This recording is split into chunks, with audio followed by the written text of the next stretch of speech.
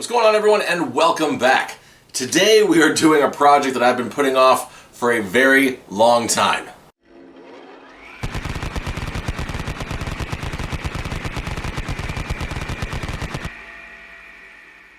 Today we're going to be working in this case. Starts with a K. That one. This is an interesting, unique case. We already did the unboxing for it. We'll get into a little more detail as we do the build. But this is a case that I've seen on Newegg a lot when I search for builds. It's usually outside the price range of what I do, especially if I'm trying to resell in the generation of hardware that I work with. And it hasn't always had the best reviews, sometimes showing up with broken glass panels or even missing the fan hub. But in some masochistic moment, I decided to buy it and do a build in it just because. Open air concept, lots of fans, and the hardware is not too bad. I'll show you what we got. So first off, the CPU is an Intel i7 8700. We had that sitting in the Asus Strix Z370E gaming motherboard. It's going to be running with 16 gigs of DDR4 RAM running in dual channel at 3000 megahertz with a 1650 Super GPU from MSI. For a little more color, we're going to be running an XPG M.2 drive, 256 gigabytes. Keeping everything cool is going to be the Hyper 212 Black Edition CPU cooler from Cooler Master. Everything's going to be powered by a 700 watt bronze power supply from EVGA. And lastly, we are throwing in an old school hard drive, 2 terabytes. It's a Seagate Barracuda. It's a good drive, and that's going to have plenty of room for all of our games. And just as a quick reminder, this is our case. 7 fans, 2 of which do nothing. Open concept. It's going to be a pain to cable manage this thing, but we'll get to it. All right, let's get this thing started. So I don't know who KTS is, but they provide pretty much every single motherboard battery I have ever seen. Stock, that is. Now, most, if not all, motherboard batteries are a 2032. And anything that's a couple generations old, I change just for the sake of it because I'm paranoid that way, and it's just a couple bucks. Most of these batteries say do not eat, but I'm not going to tell you how to live your life. If and when my brother inevitably watches this video, you remember when we were kids and I got you to lick that 9 volt? I love you. Next up, let's get this on there. When I did my wife's build, I actually put 2 of those in there, one as a boot drive and the other as mass storage. It actually came out pretty good. The colors aren't bad. The whites on here are terrible, but everything else is okay. Hey, iFixit. I have almost 500 subscribers. How about a sponsorship? How about it, iFixit? Come on, I'm already buying your stuff. Now the motherboard and processor came used without screws. So we might need, I had to buy the screws separately, so we might need to get one of those little bumpers. And these screws aren't magnetized. Awesome. Let's get my fat fingers in there. All right, see how that's not good. So the package I bought came with some spacers. That should help keep that from happening. Don't exactly have the hands of a surgeon, but we're gonna try to pull this off. I've got 2 of the spacers on here. Think that'll be enough. And also not too much. Oh, come on. Got it. You know, I said I got it, and then I looked at it on the level, and it's actually kind of arcing downward a little bit, and I don't love that. I had it, now I'm gonna mess it all up. So what if we gently place these here, ever so gingerly. I'm totally blocking the camera right now, aren't I? Okay, having the spaces under that drive looks a lot better. All right, please work, please work, please work. All right, that's what it should look like. Am I shaking the table a lot? I probably am, sorry. Cooler time. I went with this cooler because of the color, the profile. It was readily available. Little box of hardware. Here's the cooler, all black, no extra frills or thrills. We have a lot of that in this build. Cooler Master, in case you forgot, make sure to peel. So this is gonna sit right here. So sizing it up, it looks like it just clears the RAM. Now, mind you, dual channel, you use the 2nd and 4th slots, but it just clears the first one if you were running quad. But yeah, that looks like it blends in nice. I actually like it's like brushed gunmetal on here. It looks good. Ooh, that is clean. Really, Cooler Master? Really? You're gonna put warranty void if removed on a sticker that literally does nothing, blocks nothing except the aesthetic of this build? Screw you, Cooler Master. That is a low blow. This is what I think about your void warranty sticker. G'day. Yeah. So in this packet, in case you did have a second fan, they give you secondary brackets, a fan splitter, and then of course, all your hardware. All right, let's see what we have for LGA something something, manuals and guides. Have I ever mentioned how tedious I find CPU coolers, Intel CPU coolers? Like, I've been using AMD for a while and I have gotten spoiled. Half the hardware is already there, the other half you just gotta clip in and you are good to go. But then Intel's all like, no, we're special, man. i7 8700, LGA 1151, by the way. This set comes with its own little socket. Tight enough, but not too tight. It's one of those things, when you're there, you'll feel it. Now, I don't know if this is good as the Arctic Silver that I use, but it came with the pack, so we're going with it. And if you've watched any of my build videos before, I admit that people say you don't need too much thermal paste. You can put in a little spot the size of a pea, or you can do the X or something. I overdo it and then spread it out because I'm paranoid. Maybe someday I'll trust myself enough not to do that. Until then, woohoo, look at all of that. Was that a little extra there? A little more there? How about there? Again, unnecessary. This is for my own personal peace of mind. This way, when I put that cooler on, I know every single surface has been hit. And that's still gonna squish when we put it on anyway. Now, obviously, when you tighten this down, you do not wanna go all on one side. Note to self and to viewers, when applying the cooler, take the fan off first so you can actually get to the screws. I like to apply pressure on the cooler straight down just so you can get those screws to bite. And just a few turns at a time will get the job done. All right, that looks good. We didn't over tighten and everything seems to be solid. Let's get that fan back on.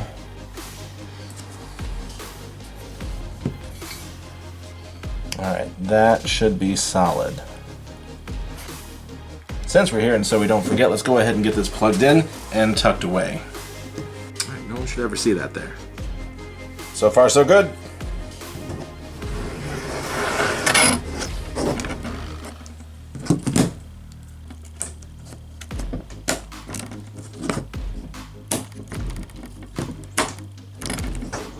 This case has so much bling, I didn't see any extra need for the fan or the RAM, especially since we've got our M.2 that's going to shine. Now lastly, the original owner of this board took such good care of it that he didn't even do the peel.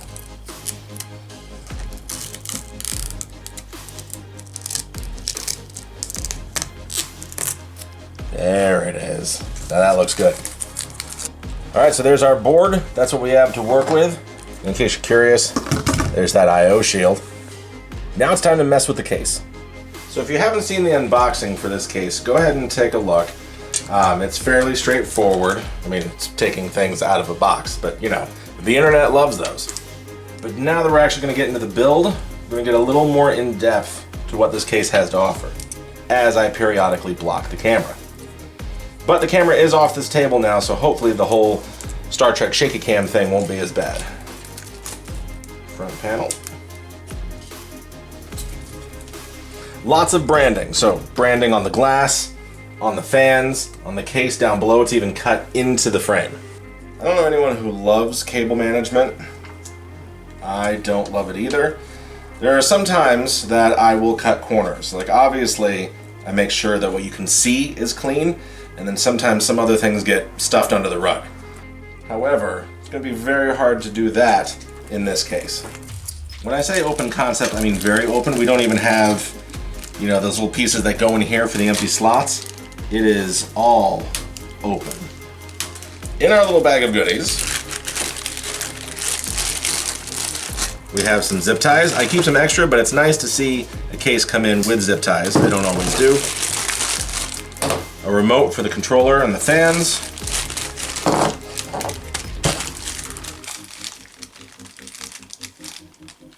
We have one of those extra thumb screws for these, that's nice. And a bunch of extra screws and a couple standoffs. We'll get into all of that in a little bit. Now what I don't see in here or as part of the case are rubber bumpers for the power supply. So that's supposed to mount right here, and I don't see anything to keep it from just shaking the whole case. We might have to improvise. The fans are all branded. I get it, do your thing. One thing I don't like about these fans, and this is common with most fans, is that you do usually have branding. However, the cables always feed down the bottom of where the branding is. And so when you have the branding all facing one way, you have fans that I would personally turn 90 degrees to feed all the cables out back instead of down. But I'm not going to mess with it. In the back, we have our plate here, and all the fans are already connected. So we're going to see if we can cable manage around that without disconnecting them. Some of these things, if you end up connecting it in the wrong spot, when they get out of order, they have a bit of an issue. And I will say something that I see that I don't like. So these cables here, power switch and front I/O, they're on the front side of the case. I would have much rather had them find a spot up top or on the back side of the panel. That way, cables aren't running right across. We're gonna have to try to route them down and around so they're not visible. We'll see how easy that is. So it looks like we have mounts for our 2.5 and 3.5 inch drives, and I believe if I saw the manual, I cheated, I peeked earlier. The 2 terabyte drive is supposed to attach to the outside here, so we'll have to check that before we get going. I do not know why I did this to myself. Is this a fake power button? Oh, I see now. Okay. So this is our power switch up here. There's an identical switch down here that looks like a general switch for the lights, if I'm saying that correctly. We'll figure out once we have it up and running. I don't know how conventional it is to do the power supply first, but we are, because I want to see how that works with everything else space-wise. So there's plenty of space down below for the intake fan. However, there is no filter, so don't keep your computer on the floor. So I suppose you could say first and foremost, modular power supply. So the way that this is coming in, it looks like it's elevated enough that it's not going to be sitting on the rest of the case. So hopefully they factored in all the weight for that. Already that was a pain. But now that we're in, the hard drive, now that we're in, the power supply is elevated off of the rest of the case, and to their credit, seems to be solid. Now I'm going to try to feed our excess of cables out right below here, this screw. That holds a little box, which we should be able to hide some of our cables in.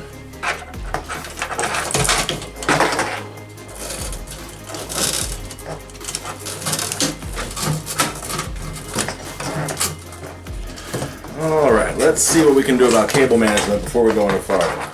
So there's our 20 plus 4, that's our CPU, GPU, and we're going to need one SATA for our hard drive. So the rest of this, I'm hoping to get inside that box. I will say it was nice of them to consider an option for people not using fully modular power supplies, or even semi for that matter. Pretty simple, hide everything, clip and screw. We're gonna have to get creative cable managing our other things,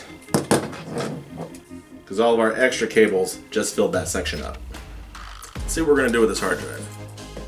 So this plate, again, just like the other one, clips and screws in, and that is gonna mount right there, bringing this up to the back of the case. Again, I'll show you everything once it's done. I can't keep moving the camera. I'm on a bit of a time crunch.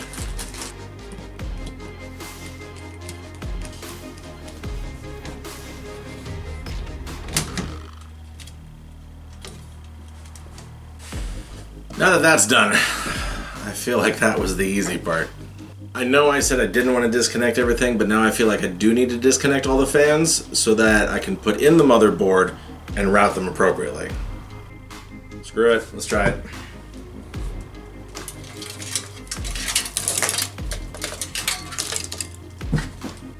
I have built in open air cases. My wife's case did not have a spot for the I/O shield. I'm really glad this one does. So I just realized that all of these standoffs in here are not only rounded, they are part of the case. So that means that one that I was struggling with is not coming out.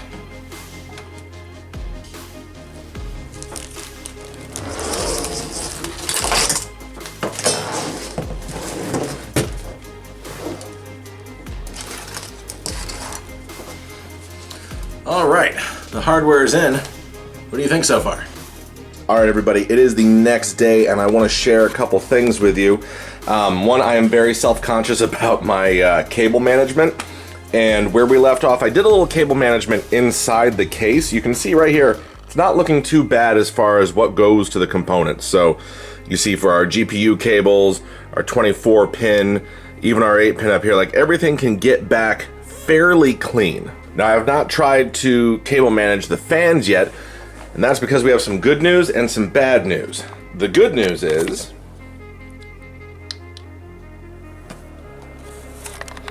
as far as hardware goes, inside the computer, everything works great. I got Windows installed, started running benchmarks. Everything is running as it should, with one main exception. You'll notice that the computer just powered on, but what is happening with each and every one of our fans? Now, this is something I'm a little mad at myself about because I should have noticed this sooner. So the way that these fans work is they all come down to a power switch here. Now, these fans also have a remote, but if you swing around here, you'll see our very cable mismanaged fan hub, but we're missing something. The cable that powers and runs these lights never came with the case. I checked the little bag of accessories. I even went through and checked my old unboxing video, and yeah, it came without it. So now that I've got the whole build together, now that I've installed Windows and stress tested the system, when it comes to managing the fans, there's nothing we can do about it. So as it stands right now, all that work that I put into it yesterday is dead in the water. I'm mad at myself because I should have seen that. I should have caught that earlier before I put all that work in. But I'm mainly mad at that brand that I always mispronounce. Kediers, something, Skeeter, yeah. Whenever you commit to buying something, there should be a certain quality control, a level of commitment that you're going to get what you paid for. And yes, I do believe that you get what you pay for. So when you pay $150 for a case, or $120 when it's on sale, they better make damn sure every single cable is in there. Now, I emailed the seller last night. Newegg says allow up to 2 days to get the a response email, 2 business days. So I wasn't expecting to hear back from them this morning. But nevertheless, you know, even if they make this right, lots of customers have had problems with this, and I thought I might be the exception. Now, I want to show you something real quick, because I noticed something when I was researching this yesterday, which I'm actually going to do a quick video on later, but just to show you. This is the company's page on Newegg. Now listen, I know most people only want to sound off when they have something bad, but this is unacceptable. But this, what you're seeing right here, actually goes deeper than this. I'm going to do a quick video about this. So come back and take a look at that. So yeah, hopefully I get that replacement cable, but as it stands right now, this is not a case or a brand that I can recommend. While aesthetically, it does look different, it does look cool, building in it was a little difficult, cable management is terrible, and again, when you put this type of money forward for a case, get everything that you should in the box. But that's it. I'm going to try to figure this out. Don't buy this case. It's not worth it. Go buy something else. Go buy something better. And yeah, that's where we're going to end this build. I'm sorry that I wasn't, ooh, look at this flashy finished build. But save yourself some time and money. Don't buy this case.